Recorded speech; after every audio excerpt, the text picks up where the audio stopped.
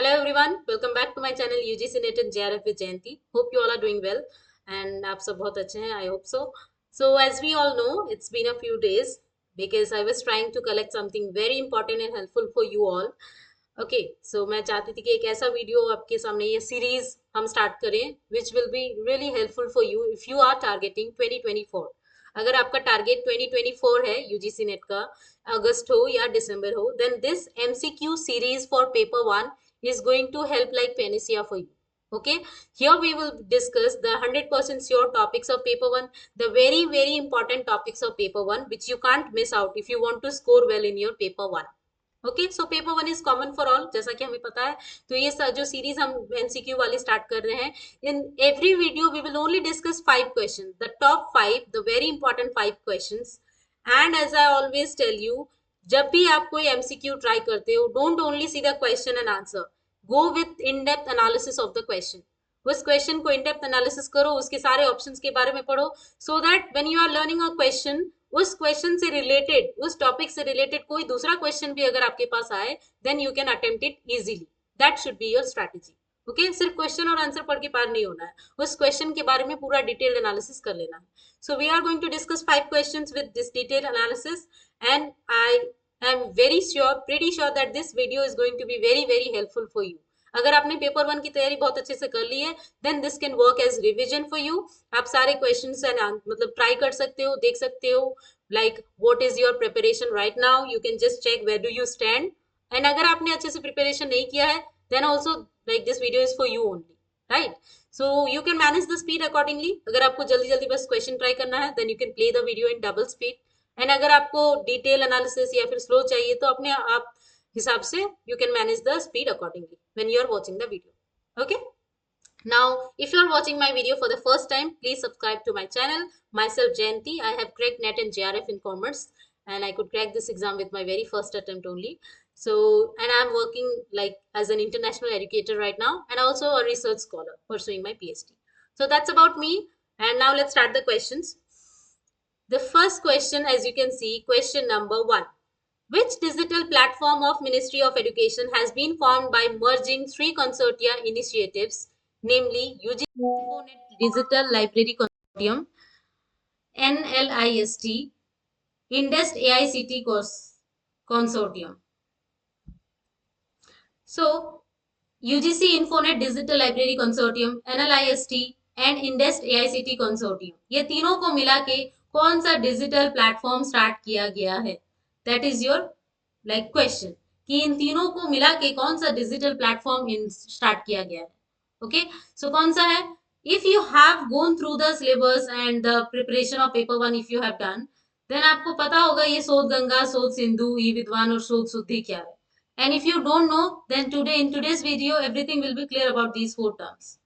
Okay, क्या है ये? सबसे पहले तो इसका आंसर आप ट्राई कर सकते हो अगर आपने पढ़ा है. अगर नहीं पढ़ा है तो let me tell you, the answer is option number B, E Shodh Sindhu. इन तीनों को मिला के ई शोध सिंधु स्टार्ट किया गया है. I have given my answers in the next slide so that you can try when you are watching the video. Okay, so it's for you only.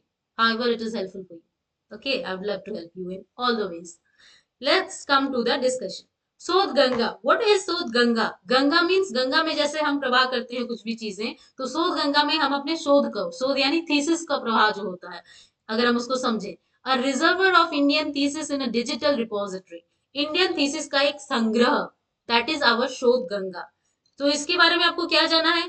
इसका एक one liner like what is शोध गंगा ये जानना है. Establishment और launch year जानना है, कौन से साल स्टार्ट हुआ. इसका पेरेंट ऑर्गेनाइजेशन डालना है, लाइक हु हैज लॉन्च्ड और who has started this digital platform. तो सारी चीजें मैंने यहाँ दी हुई है, जो भी आपको जानना है. अगर आप यहाँ से पढ़ लेते हो, then you don't need to go anywhere else to learn about Shodhganga, शोध सिंधु एंड शोध शुद्धि. Alright, now Shodh Ganga, a reservoir of Indian thesis in the digital repository. ये 2011 में आपका स्टार्ट हुआ था. इसका पेरेंट ऑर्गेनाइजेशन है INFLIBNET center, UGC, ministry of education, government of India. तो क्वेश्चन कैसे आता है? स्टेटमेंट बेस्ड में आ सकता है, like InflibNet Center is not related to Sodh Ganga, so that statement is wrong because parent organization includes InflibNet Center. Coming to the eShodh Sindhu, Ministry of Education has formed it, that has launched it, and it is merger of three consortia initiatives, namely UGC Infonet Digital Library Consortium, NLIST and INDEST AICTE consortium. Question इससे किसी भी तरीके से frame हो सकता है। For example, which of the following is not merge into E Shodh Sindhu, तो कौन सी तीनों मर्ज हुई है वो आपको पता होगा, तभी आप ई शोध सिंधु से रिलेटेड क्वेश्चन को सॉल्व कर पाओगे। And it started in December 2015, like more recent than शोध Ganga. And what is it, like वो क्या है, क्या शोध सिंधु, तो ये हमारा क्या है, it grants access to high quality electronic resources, granting academic institutions affordable access to high quality electronic resources। जो एकेडमिक इंस्टीट्यूशंस है उनको ये एक्सेस देता है, कहाँ तक, हाई क्वालिटी इलेक्ट्रॉनिक रिसोर्स तक पहुंच देता है। Okay, clear. तो ये हमारा क्या हो गया, ये ग्रांटिंग एक्सेस वाला वो काम करता है, granting access to the academic institutions. Okay, to for what, for high quality electronic resources, जो हमारे डिजिटल रिसोर्सेज हैं हाई क्वालिटी वाले, उनको एक्सेस कर सकते हैं हम ई शोध सिंधु के through. Clear. Coming to the next slide, E Vidwan. E Vidwan क्या है, you have to always focus on keywords, keywords में आपको फोकस करना है। ई विद्वान, तो विद्वान मतलब वेरी इंटेलिजेंट पर्सन, तो ये आपका क्या है, वन लाइनर इसका है, it is an expert database and national researcher network. तो इसमें जो है वो सारे एक्सपर्ट्स का डेटाबेस होता है, only the experts like the academic experts, scientists, researchers, other faculty members. So it is a database of the expert, not the like junior level students, we can say. Okay, it started basically in 1999 and it is developed and maintained by InfLibNet, again Information and Library Network Center. Clear? So if you read, like see this word expert database and national researcher network, you will match it with e-Vidwan. Next, Shuddhi. Recognizing the importance of quality in higher education system and researchers, the Ministry of Education Government of India has launched a program. तो ये भी शोध शुद्धि, शुद्धि नाम से ही समझ जाना है, it is detection software, plagiarism detection software, and it gives access to 1000 plus institutions started in 2019। तो ये सारी चीजों के बारे में बेसिक से आपको पता कर लेना है, ताकि इससे अगर दूसरा क्वेश्चन आए तो आप इजीली उसको अटेम्प्ट कर पाओ। क्लियर। अगर आपको फिर से रिवीजन की जरूरत होती है, then you can replay the video and you can play it in like less speed, then it will be helpful for you. Coming to the next question, question number 2, arrange the following sections of a research dissertation in correct sequence। Dissertation जो आपने अगर बनाया होगा masters degree में अपने dissertation, तो आपको dissertation के जो स्टेप्स होते हैं उनका सीक्वेंस पूरा अच्छे से पता होना चाहिए। Okay, what comes first, what comes next, what comes last, so everything you should no. Now इसमें आपको 4 स्टेप्स दिए गए हैं, कौन पहले आता है कौन बाद में आता है वो पता करना है। So acknowledgement, research methods, discussion, literature review. Acknowledgement comes first in this option, so A, तो हमारा दो ही ऑप्शंस में ए है। I have always told you that आपको सिर्फ हार्डवर्क नहीं करना है, you have to do smart work as well. Okay, that means अगर आपको क्वेश्चन नहीं भी आता है, then you should know some strategy how to tackle with the question. Option से खेलना है, like you see that option, okay ये दोनों तो पहले ही गलत हो गए। ओके, कभी कभी मैचिंग आ जाएगा तो उसमें आपको ऑप्शन से देखना है, मतलब आपको प्रेजेंस ऑफ माइंड अपने यूज करना है। Acknowledgement is the first step, तो बी 2 और 3 तो ऐसे ही गलत हो गए। Then you do the B और D, research method, literature review. So literature review comes first, so ये ऑप्शन आपका सही हो गया, option number 4। You have to save your time as well. अगर आपको पता है ए के बाद डी ही आएगा तो बाकी देखना ही नहीं है। अगर आपके पास टाइम है तो फिर आप रीचेक कर लो। तो ये acknowledgement, then literature review, then research methods, then discussion. I have given all the steps included in dissertation, ताकि अगर कोई और स्टेप्स भी आपके एग्जाम में पूछे you can answer easily.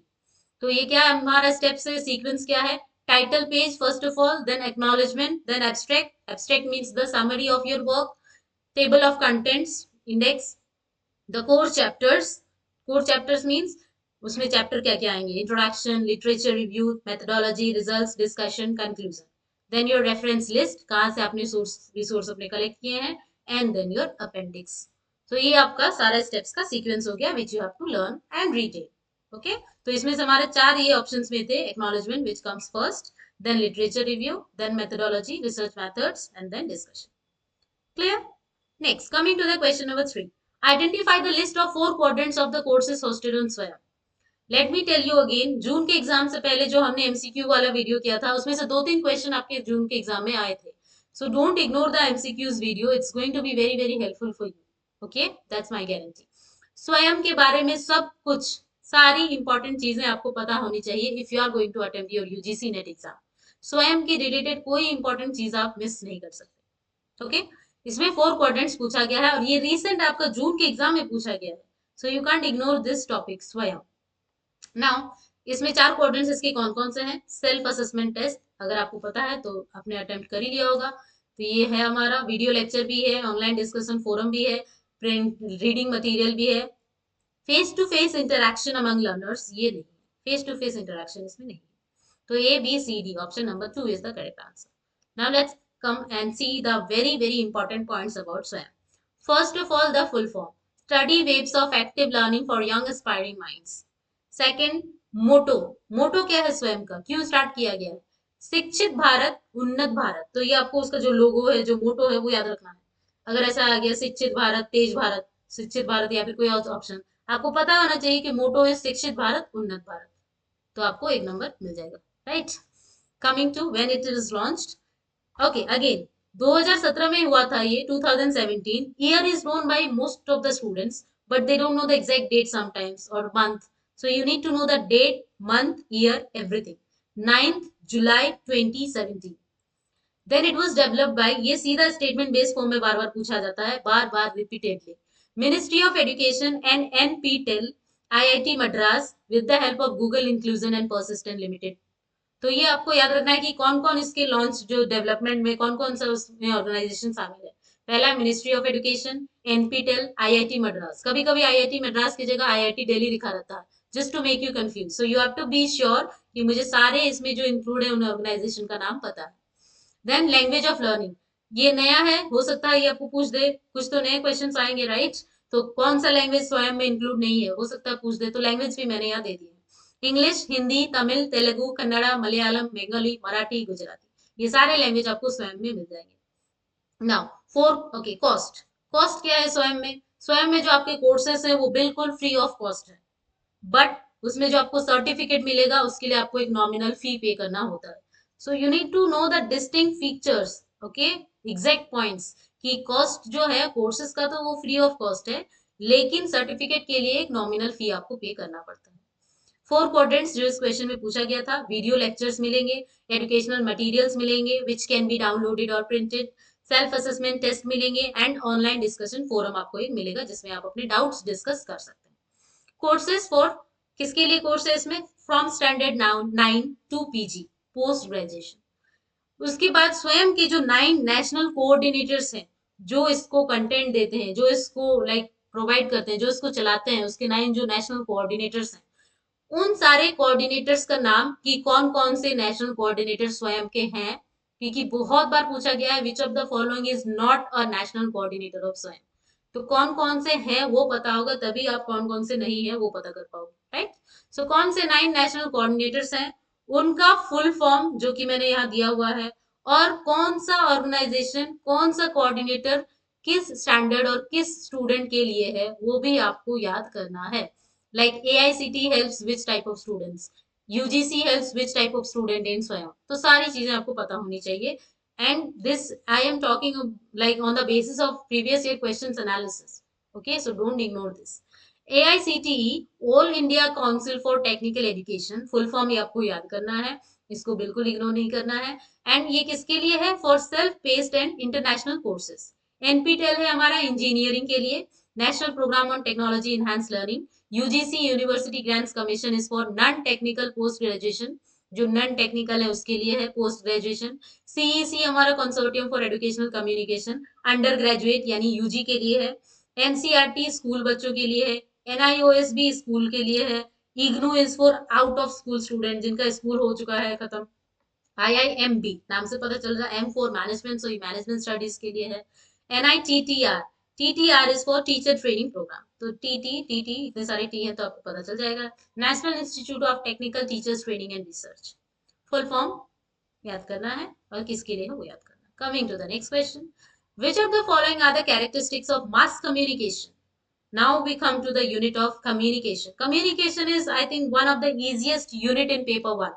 You can grab easily marks in this unit. You can get 5 out of 5. Like सारे questions आप सही कर सकते हो, 10 marks आपको easily मिल सकते हैं communication में, if you just put a bit efforts in this unit. Okay. Now mass communication क्या है ये पता होना चाहिए, उसके कैरेक्टरिस्टिक्स क्या है वो बिल्कुल पता होना चाहिए। बहुत सारे ऐसे एग्जाम में आजकल क्वेश्चन आता है, सिर्फ सीधा क्वेश्चन नहीं आता है कि एक आंसर को सिलेक्ट कर लो, सारे पता होने चाहिए, उसमें से कौन कौन से सही है वो आपको चूज करना रहता है। So let's see, homogeneous audience, no, it's not the characteristic. Professional communication as source, yes. Rapid transmission of message, yes. Use of a medium, yes. Immediate feedback, no, not at all. तो B C D हमारा इसके characteristics हैं। अगर आपने पढ़ा है mass communication के बारे में then you could have easily answer. अगर आपको थोड़ा कंफ्यूजन है या फिर नहीं पढ़ा है then let me discuss in the next slide. What is mass communication? Mass communication is the process of imparting information to large audience. जब हम कोई इंफॉर्मेशन बहुत सारे लाइक पॉपुलेशन को, ऑडियंस को देना चाहते हैं, कम्युनिकेट करना चाहते हैं, that is mass communication. Mass means massive, बहुत सारे ऑडियंस। ओके, लाइक जो ये न्यूज पेपर हमारा आता है, जो रेडियो में इंफॉर्मेशन चलता है, यानी जो मास मीडिया के थ्रू इंफॉर्मेशन हमें बहुत सारे पॉपुलेशन को मिलता है, वो हमारा मास कम्युनिकेशन हो गया। तो अगर आपको इसका मीनिंग पता है तो उसके कैरेक्टरिस्टिक्स आपको इजीली पता हो जाएंगे। अगर हम फिर से क्वेश्चन को देखें, इमीडिएट फीडबैक, जब आप न्यूज़पेपर पढ़ते हो, कुछ आपको सही गलत लगता है तो आप इमीडिएट फीडबैक वहां पे दे सकते हो किसी को? नहीं। लेकिन अगर आप फोन में बात कर रहे हो, if it is a transpersonal like intrapersonal और interpersonal communication, then you can give your feedback. लेकिन इसमें आप फीडबैक नहीं दे सकते, डिलेड फीडबैक, देर तक। अगर आप उसमें कुछ एप्लीकेशन लिख रहे हो या फिर कुछ फाइल कर रहे हो तो फीडबैक जाएगा बट डिले, बहुत लेट से। So this is not immediate feedback characteristic of mass media, mass communication. So एक लाइन में अगर आप जानो, mass communication is the transmission of message to many recipients at a time. एक time में बहुत सारे लोगों की इंफॉर्मेशन जाना इज योर मास कम्युनिकेशन। उसके मेन कैरेक्टरिस्टिक्स क्या है? द यूज मास मीडिया, तो यूज ऑफ मीडियम, ये हमारा ऑप्शन बिल्कुल सही था, क्योंकि मीडियम के थ्रू ही हम मास कम्युनिकेशन कर सकते हैं। खुद जाके हम इतने लोगों को एक एक करके तो नहीं बता सकते, we have to use some medium. Now anonymous and heterogeneous audience. Heterogeneous मतलब पता है आपको, different different. Homogeneous means same same.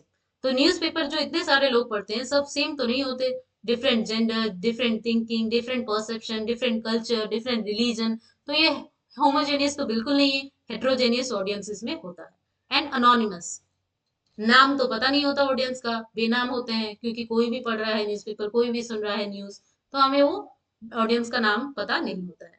तो ये सारे हमारे मेन कैरेक्टरिस्टिक हैं। एंड इसमें जो ऑप्शन था प्रोफेशनल कम्युनिकेशन एज सोर्स, सो ये प्रोफेशनल कम्युनिकेशन है, क्योंकि प्रोफेशनल कम्युनिकेशन भी हम कर सकते हैं मास कम्युनिकेशन के थ्रू।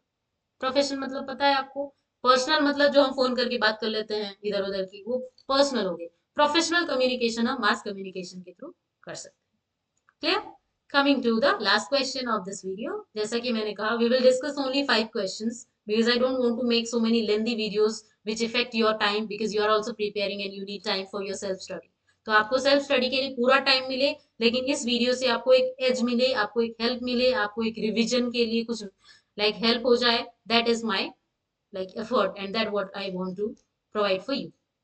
क्वेश्चन नंबर 5, फैलेसी को तो हम भूल ही नहीं सकते अगर हम नेट की तैयारी कर रहे हैं, right? Which fallacy is committed in the following statement? ये आपका रीसेंट पीवाईक्यू है।